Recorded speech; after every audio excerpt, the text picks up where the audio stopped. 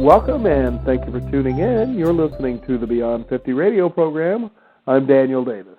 We're approaching Valentine's Day, and many of us know what that means, especially if we have a significant other, maybe even an insignificant other, whichever you choose.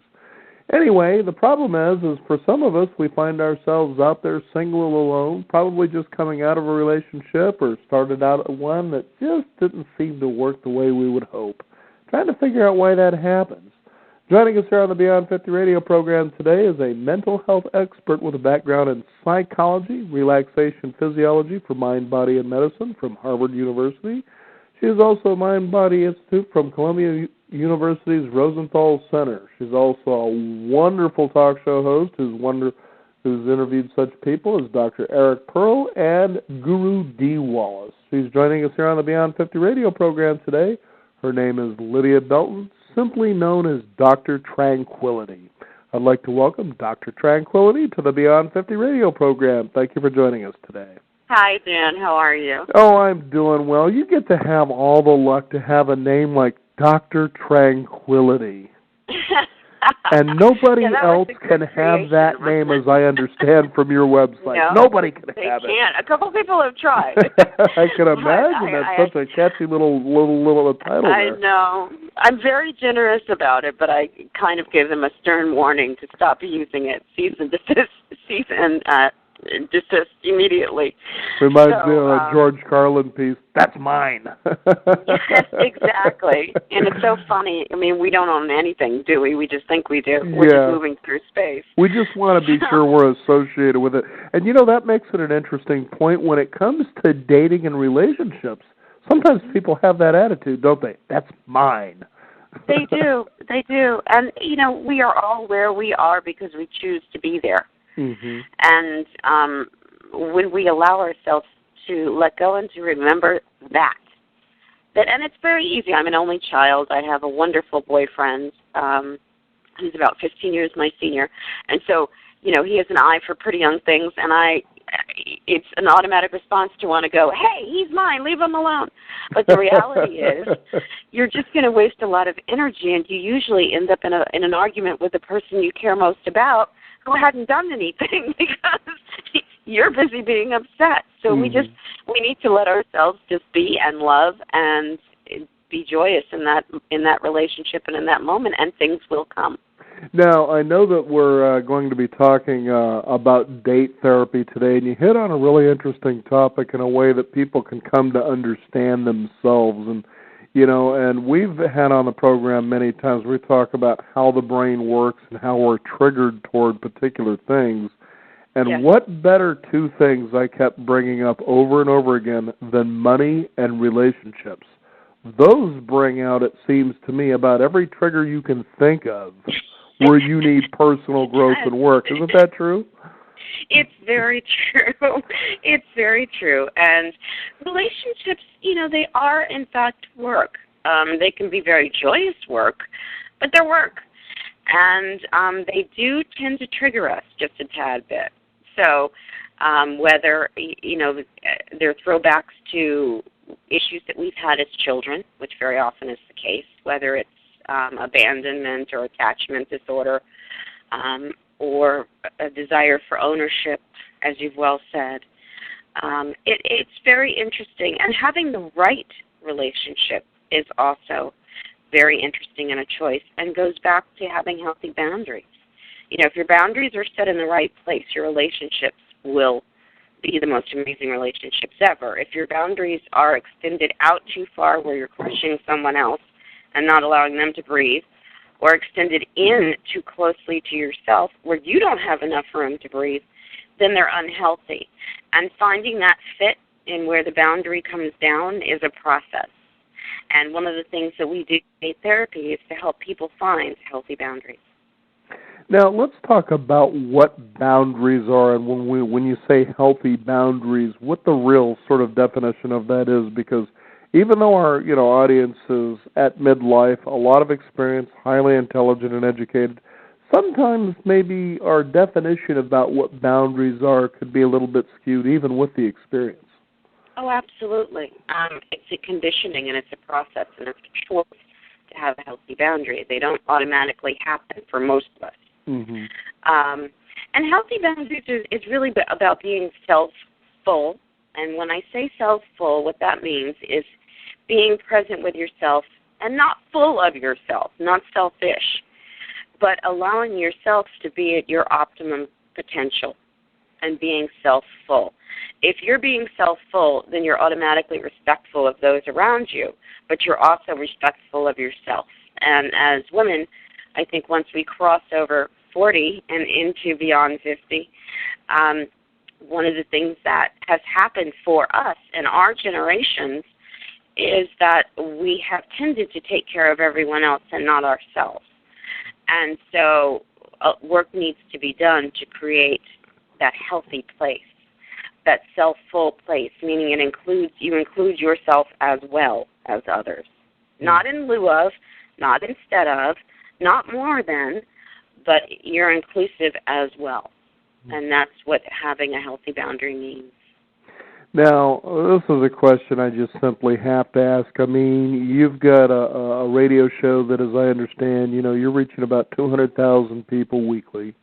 Yes. You've interviewed some top people. Some we've also had the wonderful fortune to have on our program as well, such as Dr. Wayne Dyer. You're looking at Louise Hay House. It goes on and on.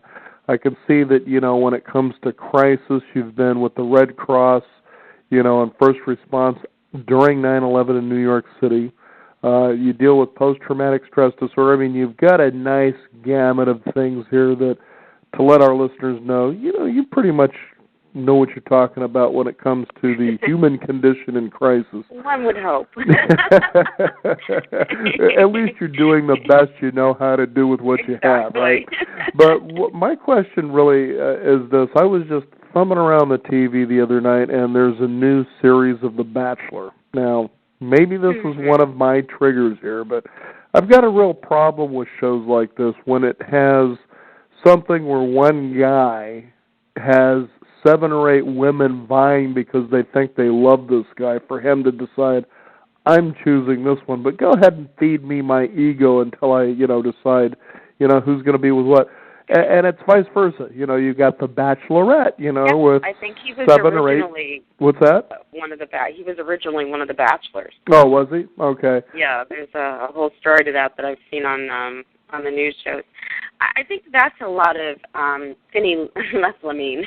Yeah, but what I was going to get at with the question is... a lot of brain chemistry going there. Yeah, what I was going to get at with the question is, that's an interesting impression that it might give viewers about what healthy, I guess, dating is or, goals are with other people. What is your perception about that?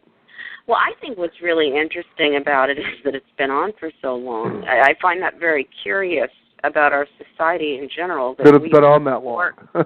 Yeah, it's been on for, I think, 7 or 8 years. Right. And that we would support something where you have all these human beings who clearly have some self-esteem issues on a television, because otherwise, why would you do this?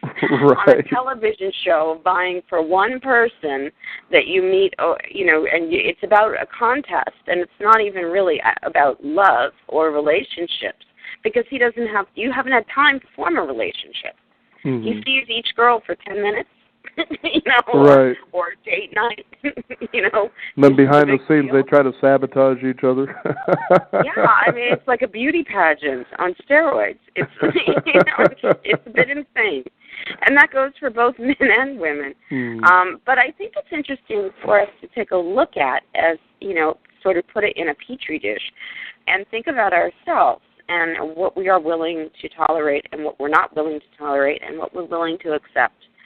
And what makes us happy. And is it about winning, whatever that means for each of us, or is it about having a truly decent, happy, most of the time, not everything is happy all the time, relationship that's good for both parties and that's supportive and nurturing for both human beings? What is it that we're looking for? And I would hope it's the latter. And one of the things with date therapy is that it really we work with the subconscious mind. As you've mentioned, I have a background from the Mind Body Institute at Harvard Medical School, and I'm also a hypnotic anesthesiologist. So we do a lot of work with the subconscious.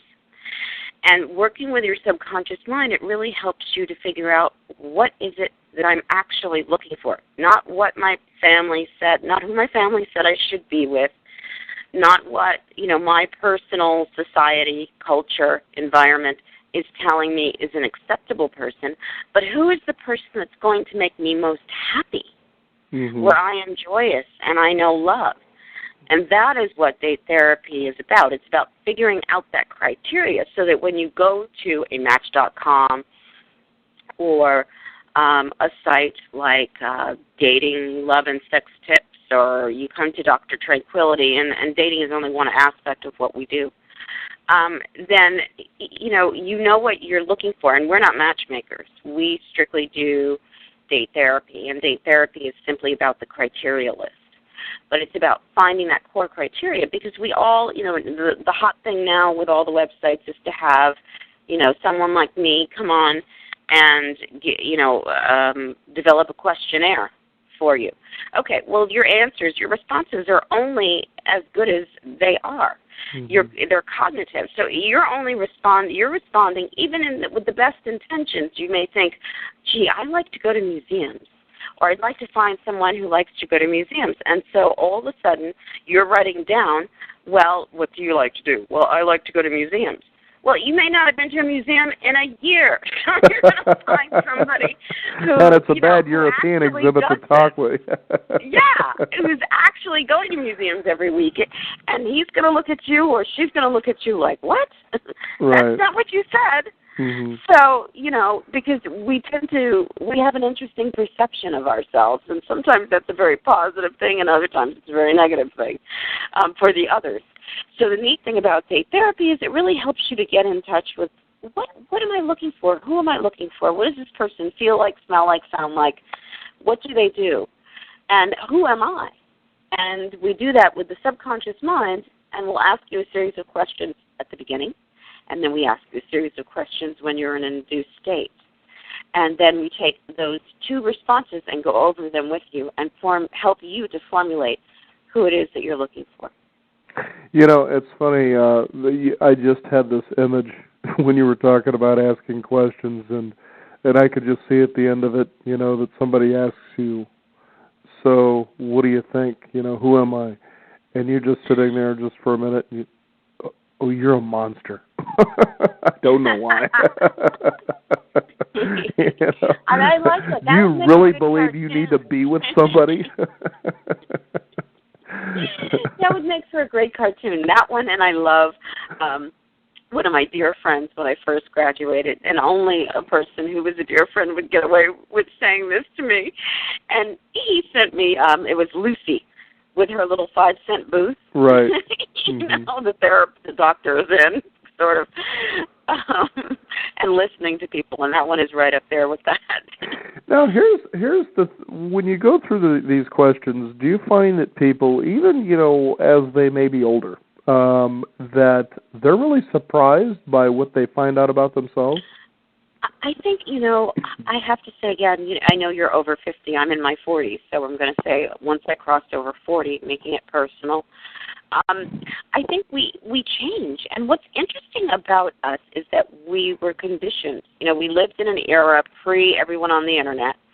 We lived in an era that did not have cell phones.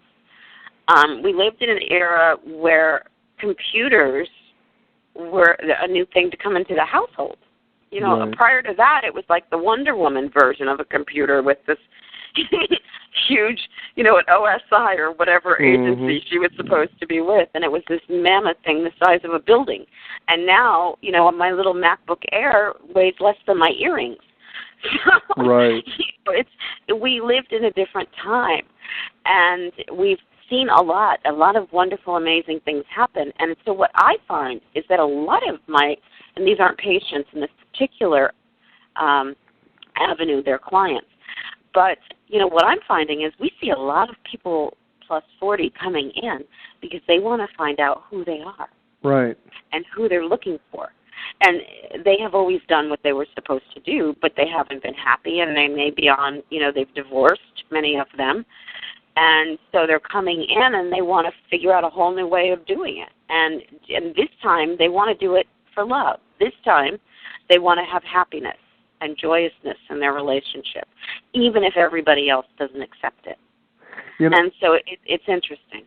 I couldn't agree with you more. And what's even more interesting is it seems that when we're younger, that we want to throw up our peacock feathers, as you will. We want to show the best sides of ourselves. And, sometimes it's even interesting when I used to work as a bartender, some of the conversations that I would actually hear between interested parties. And, on the one hand, the guy wanted to be sure that he was as great as he would hope the female wanted him to be, and she wanted to be sure that he was great enough, to support her. You could just tell by the questions that's really what it was all coming down to, and that you weren't a maniac. Yeah, exactly. And that's something that started, that's a part of our makeup, quite frankly. Men look to women, to ensure that they are going to be able to bear their children and continue the line. And women look to make sure that the men are still able to take care of them. And that, whether we like to accept it or not, is in fact a part of our makeup. And so it is in fact something that still exists. Mm-hmm. I think there are people who turn that into a hybrid sort of art form that one might need to stay away from on either side. But it must have been interesting being you. I can only imagine the stories you heard as a bartender. Mm-hmm. I've got another funny little visual. Maybe you can put these on your website if you want. If you have somebody who can cartoon these. Yeah. I got a picture of this guy. He's standing there, and he's in front of a woman, and they're looking at each other, and he's saying down in the caption, "I hope you really like the design of the baggage that I'm bringing." I don't know why. I like that a lot. Now let's talk about this date therapy and how you came to develop it, as far as... Isn't that the greatest inventions? They're just by accident. Yes. Well, I was working with a lot of patients, and I had many, many single friends. And I myself fell into something where I felt as though I had to marry. I was approaching my late 30s, and I hadn't married, and I didn't want to. But I felt as though I should. And all my girlfriends were also having the same sort of crises, those who had not married or those who found themselves single again. And they said, you do all of this work with people. Can't you come up with something that will help us? And I thought, help you?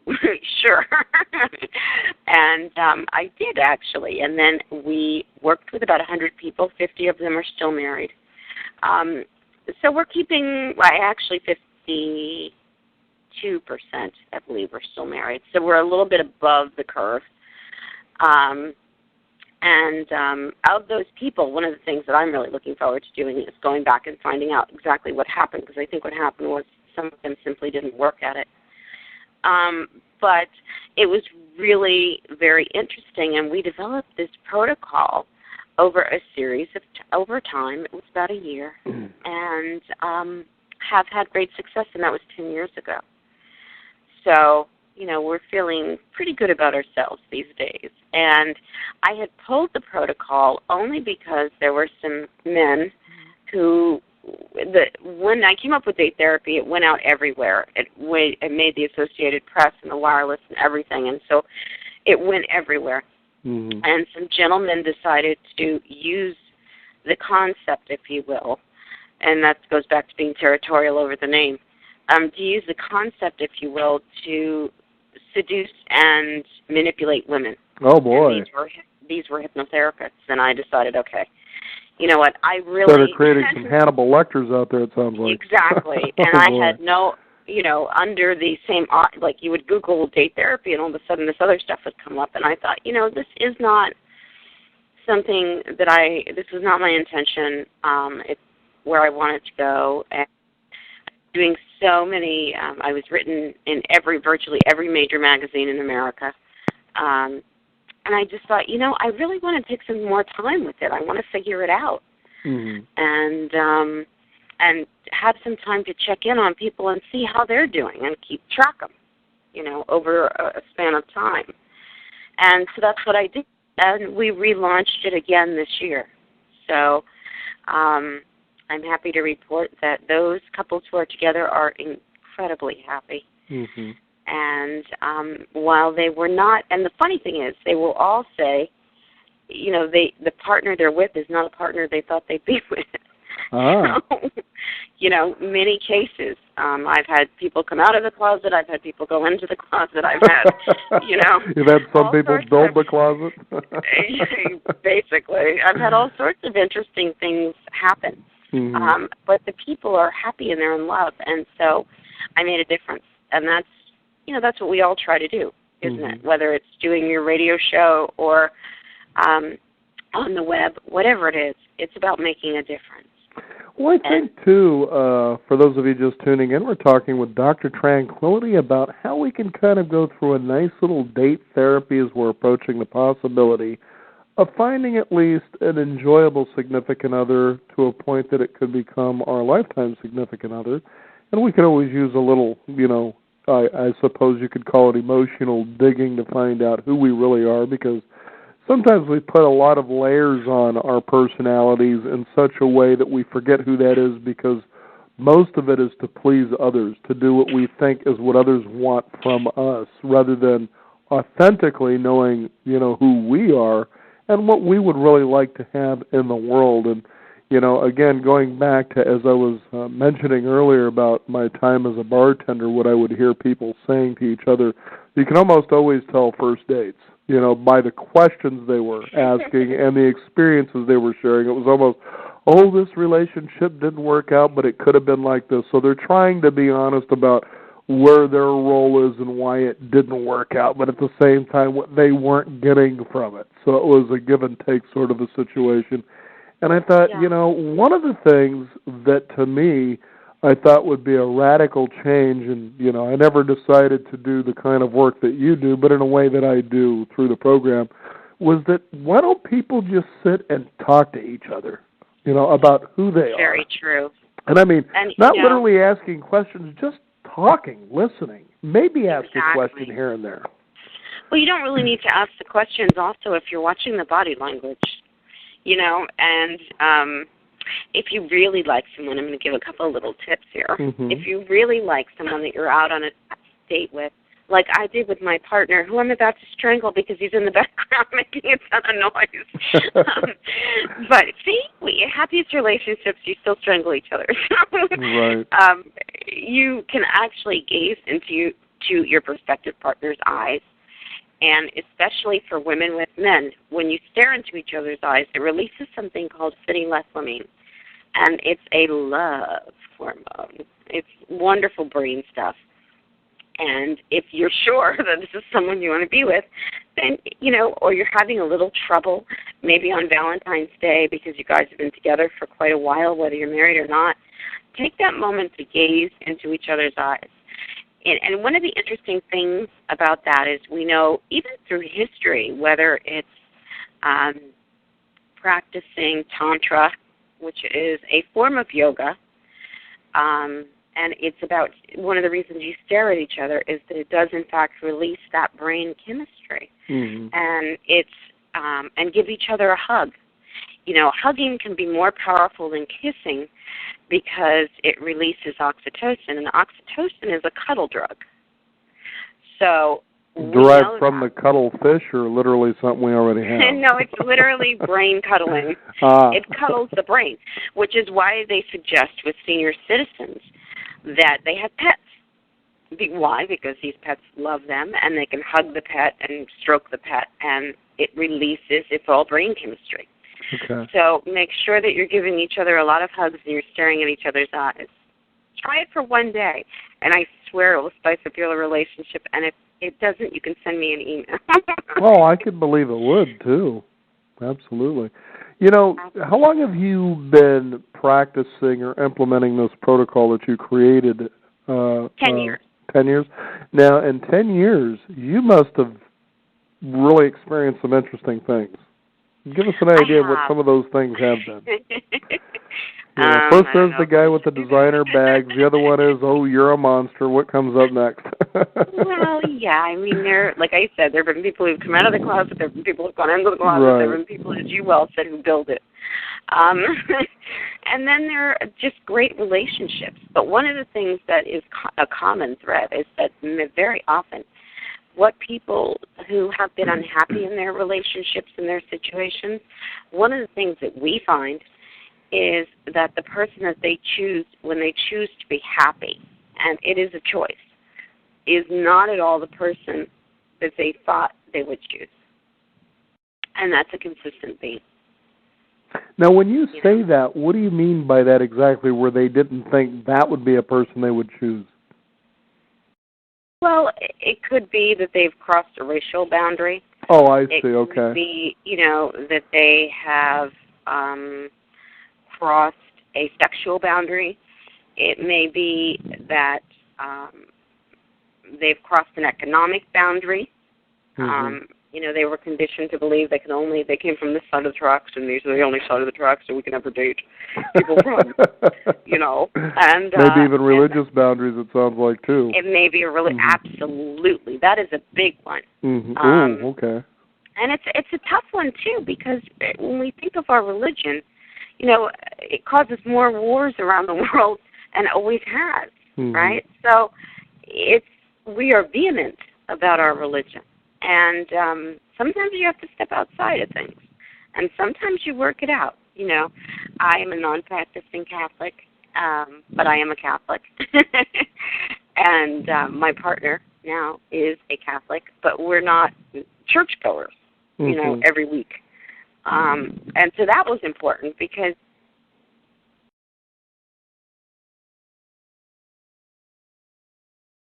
you found yourselves just not really wanting to go and participate in church?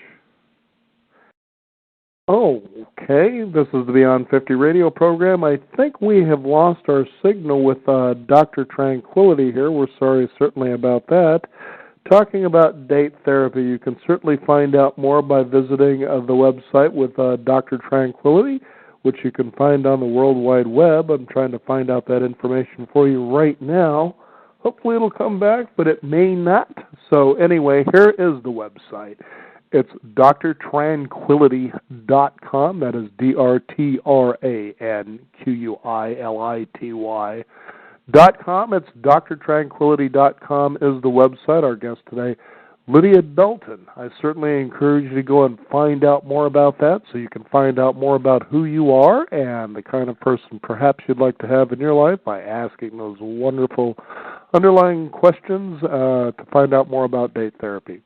I'm Daniel Davis. I want to thank you for tuning in. This is the Beyond 50 radio program. Be sure to visit us at our website, which is beyond50radio.com, the number 50. We'll have a hot link there for you for drtranquility.com as well. Be sure also to visit us at our blog. We will archive this particular segment so that you can enjoy at your convenience and share with others as well. We wish you all a happy Valentine's Day. I'm Daniel Davis. This is the Beyond 50 radio program. And remember, live your day past halfway.